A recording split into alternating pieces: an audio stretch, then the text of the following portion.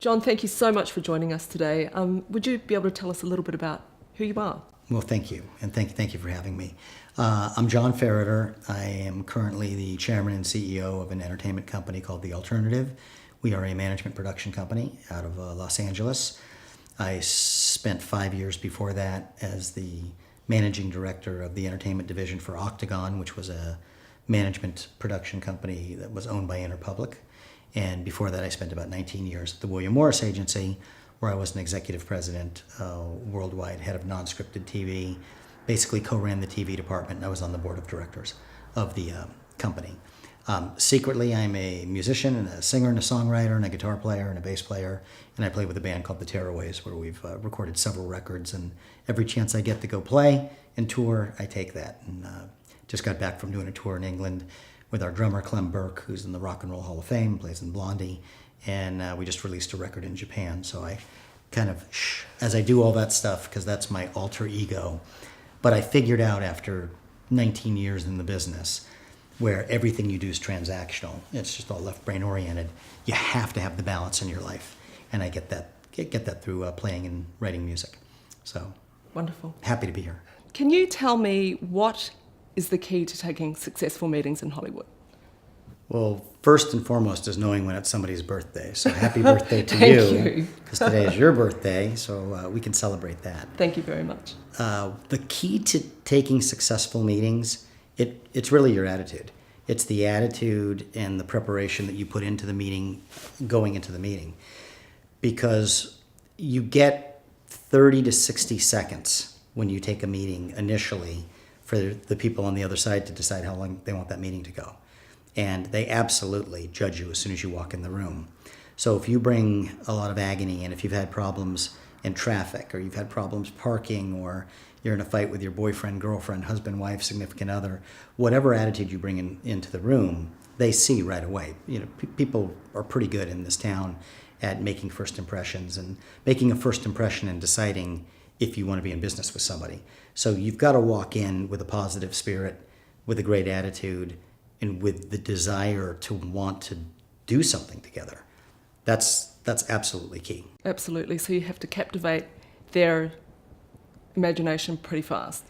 Well, sure. If you're an actor in particular and you're walking into an audition, they judge you immediately. Yes, of course. They've already looked at your headshot, or they've looked at your demo tape. And if you walk in and you don't look like that headshot or that demo tape, that's strike one. Because suddenly they go, oh, I thought I was getting something different. If you walk in and you have an attitude, that's strike two. If you walk in and you're a woman and you happen to look like that person's ex-wife, that's strike three against you, and you haven't done anything other than show up for an audition that you were asked to take. So you never know what's going through everyone's mind. So I usually give advice to people, which is don't bring your problems into the room. Walk into the room and be a solution. You be the solution, not the problem. You be the cure, not the headache. Wonderful advice. Now, you've helped shape the careers of so many big stars and amazing people. Can you talk about some of the people that you've worked with over the years? Well, I've worked with a few different people, over the years. Most notably Garth Brooks, Piers Morgan, Ryan Seacrest, Larry King.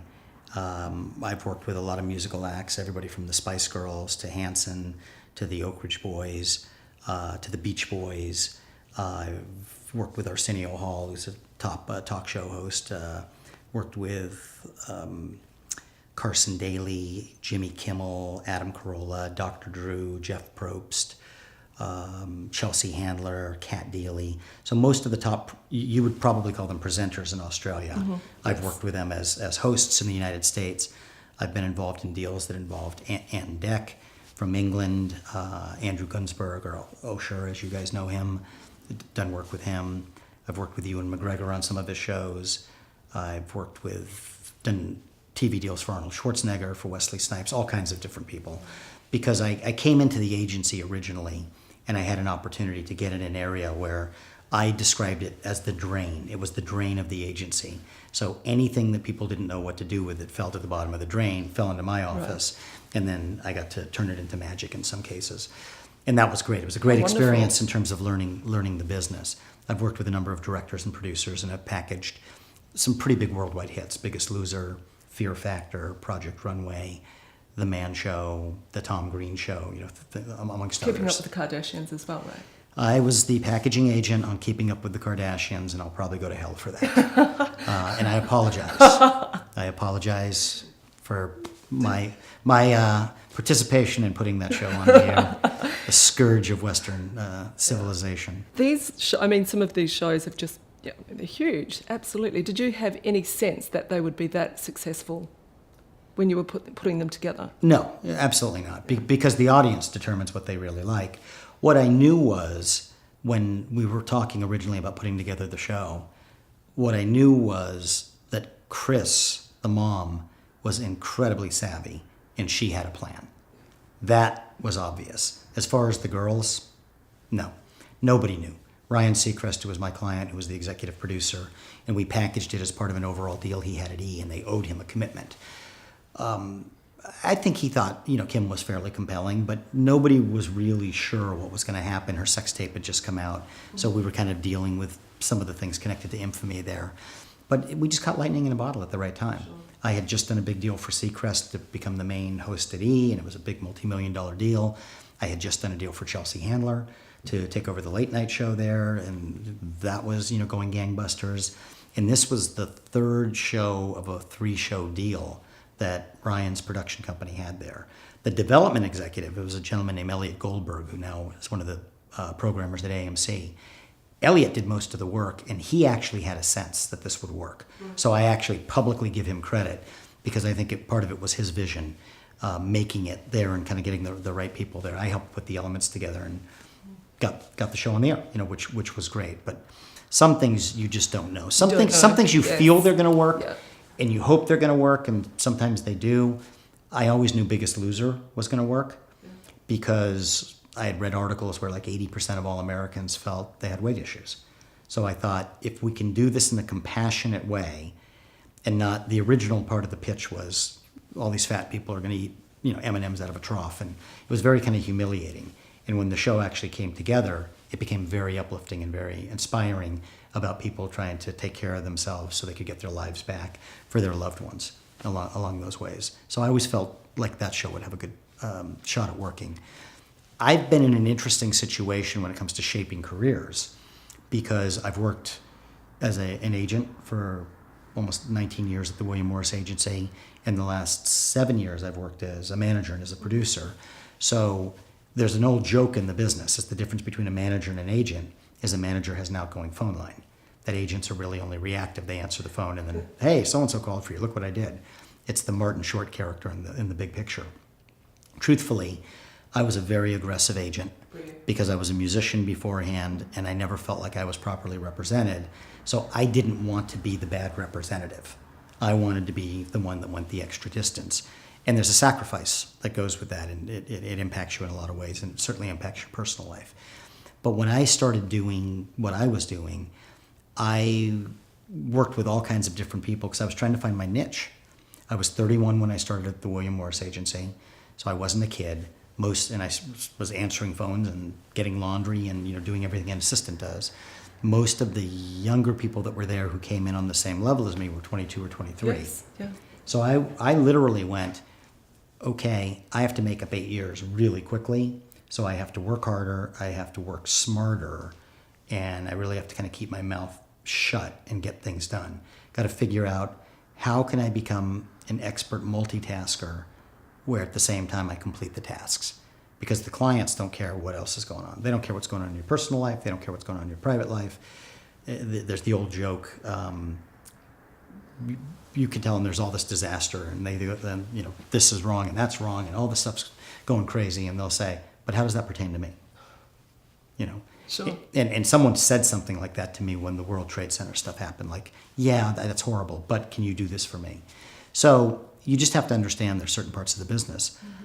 Because I did so much different stuff, my first 2 clients, when I was first promoted, I had to get discovered. I had to have people know who I was, not just as the newest agent at William Morris. So I signed 2 iconic people. I signed Jerry Garcia from the Grateful Dead, and I signed Claudia Schiffer, who at the time was the #1 supermodel in the world. Those 2 people, and having a tacit relationship with them, even though I wasn't doing a lot of deals for them, but it opened the door for me. People would take my call Yes. because they were fascinated. Most people were deadheads in LA, so they were fascinated with the dead, and the fact that I had actually gone up and gotten Jerry to sign papers and agree to become a client. Nobody realized he didn't have an agent, and I just found out and did the math and went and did it. And I did a couple of things with Claudia, and she was great. But she was on the cover of Vanity Fair and all those things at that point.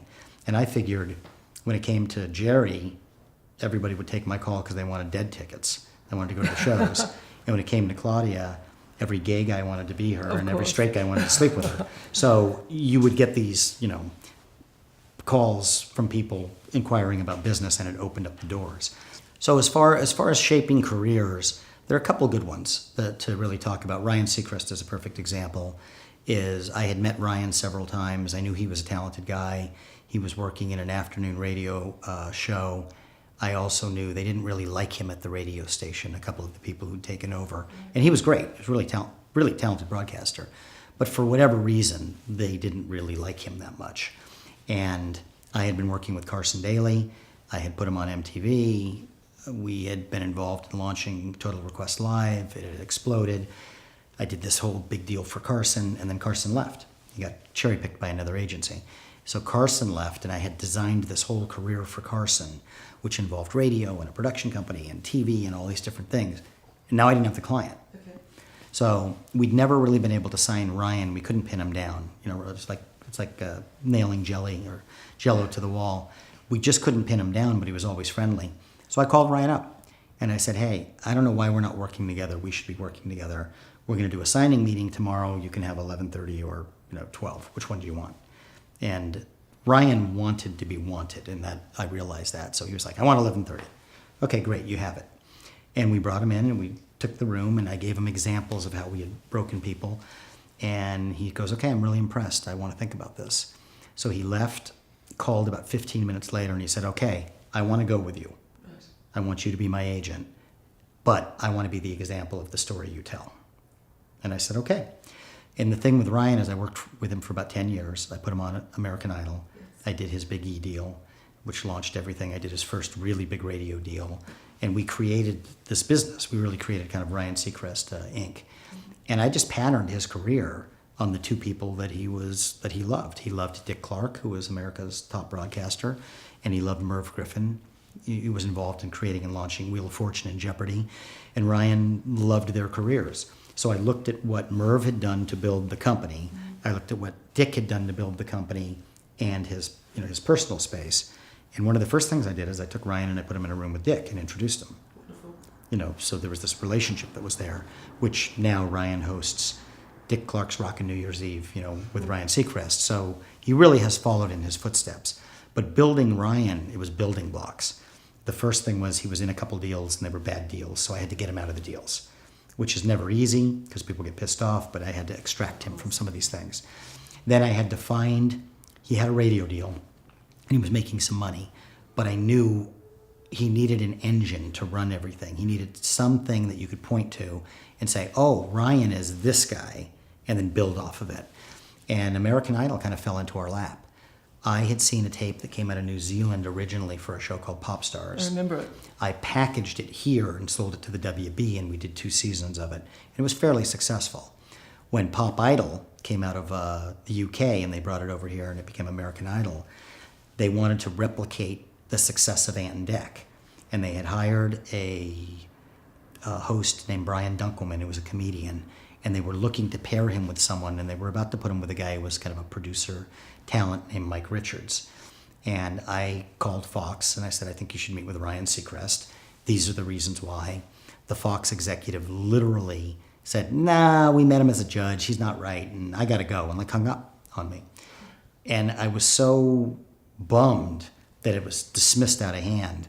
I sat at my desk for a second and I went, I'm not okay with this. First off, he hung up on me. He treated it like I was stupid. And I actually know this is a live show, and the people they're looking at don't have the live experience Ryan does. It's in their best interests to have a guy who can do live there. So I got in my car. I drove over to the lot. I got on the lot. I went up into his office, was schmoozing his assistant, who was great. Gave her a bottle of wine, actually. And then I went and I sat in his office and I waited for him to come back. So when he came back from lunch and he saw me, he was like, "Do we have a meeting?" And I said, "No, but we weren't finished with our conversation." I said, "I have a question for you. What are you going to do when the prompter goes dead?" He said, "What do you mean?" I said, "On this American Idol show, the prompter's going to go dead at some point because it happens in all live shows. You're doing 10 live episodes. Rupert Murdoch's daughter, Liz, told him to buy the show. So Rupert and Liz are going to watch it, and you're going to have dead air because you're trying to recreate a duo that doesn't exist here, and they're not going to know what to do, and they're both basically stand-up comedians. So what are you going to do when the prompter goes dead?" And he kind of looked at me for a second, and I said, "I really think you should meet with Ryan again and meet with him as the host, not as a judge." Wonderful. Because Ryan doesn't like music. Really? Yeah, he doesn't like the Beatles. You know, Really? Really. Okay. He's really not a big music aficionado. Okay. He is a brilliant broadcaster. He is a brilliant DJ. He's a brilliant host and MC. He's fantastic at it. And I knew if he could get back in the room and they looked at him that way, he could get it. So they re-interviewed him. He got the job. And Within a year, he took over the show. They got rid of the other guy, and we built everything off it. But we used American Idol as that was the engine. Yeah. We used radio to get his big money first. So he was making more money doing radio than American Idol. And we piggybacked the success off both to get him the Kiss Morning Show, which is the big morning show here, and America's Top 40 syndicated show. So it's bigger money in radio. Then we got him a daytime talk show. Then we took that and we converted that into the E deal, put him onto E! News, red carpets, everything else, and built the production company. wonderful. So that's really how What an incredible story. how the career was shaped. And I will say, for 10 years, he was the perfect client because he was collaborative and he really listened to almost everything I said.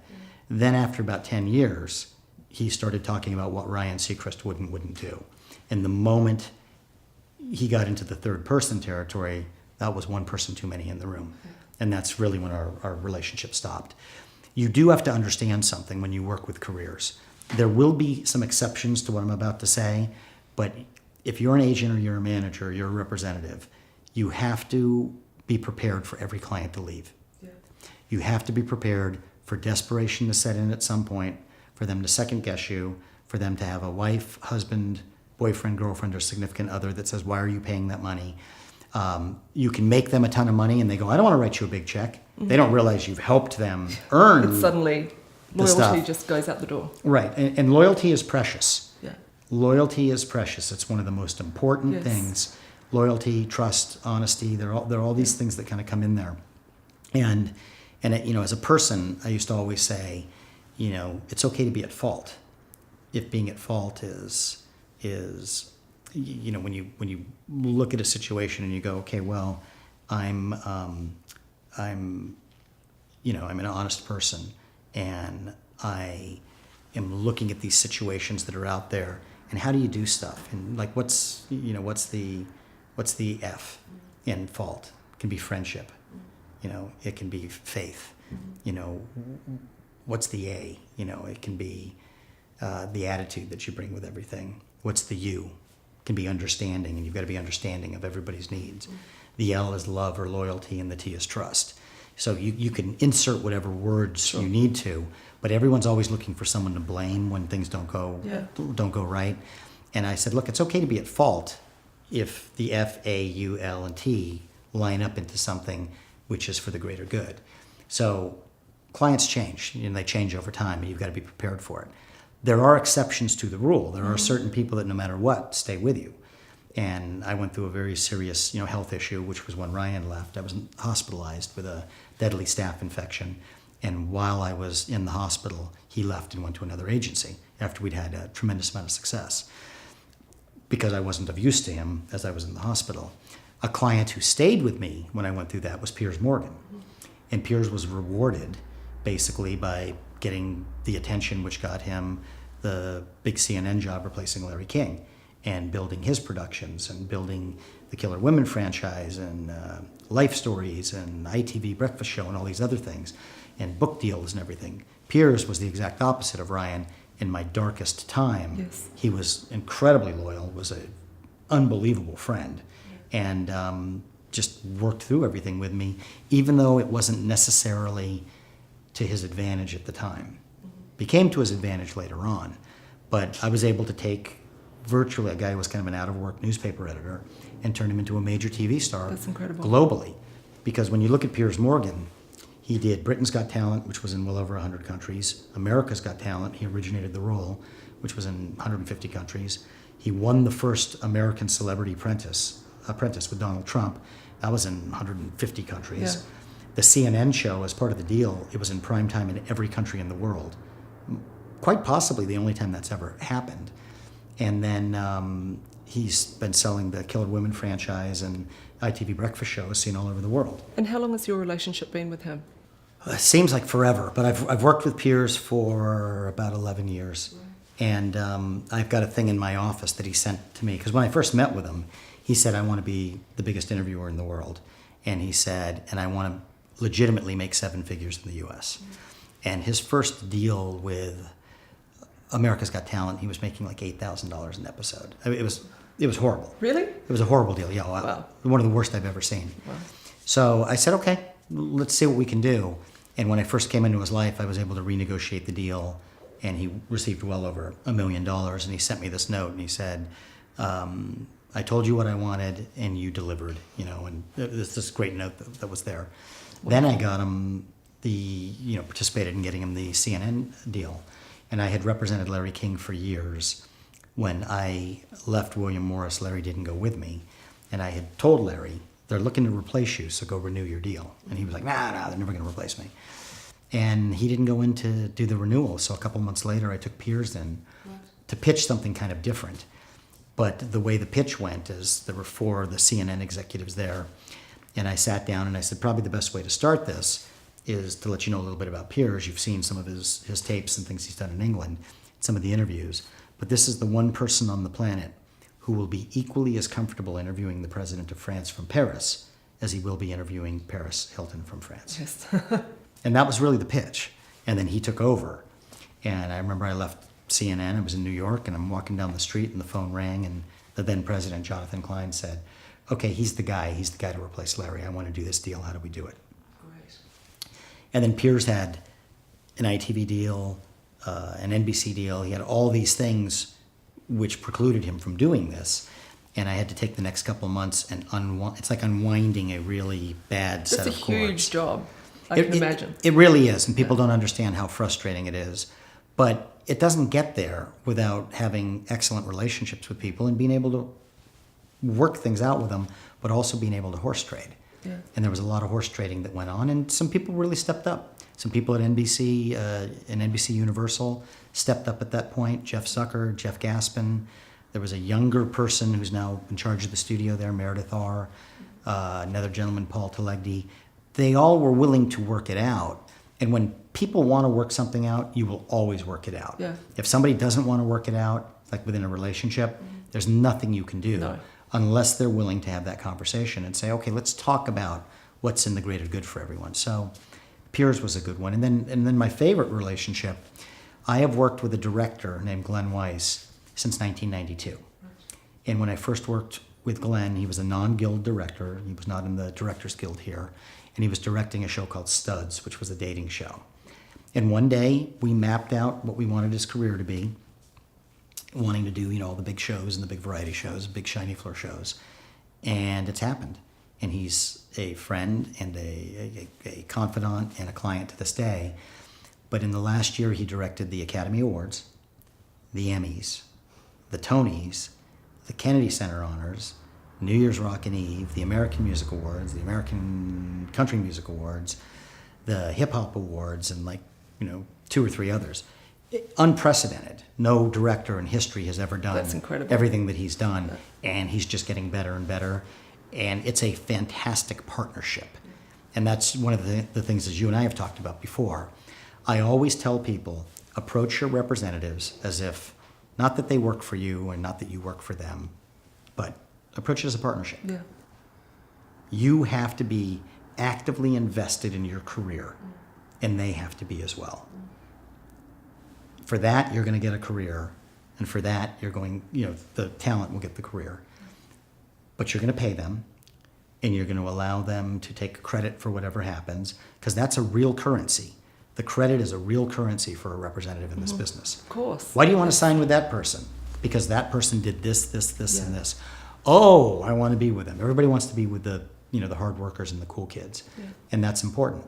So if you're an actor or you're a host or a presenter or a director or a writer or a producer, whatever it is, and you have a partnership, you have a legitimate, strong partnership with your representative, you will have a successful career.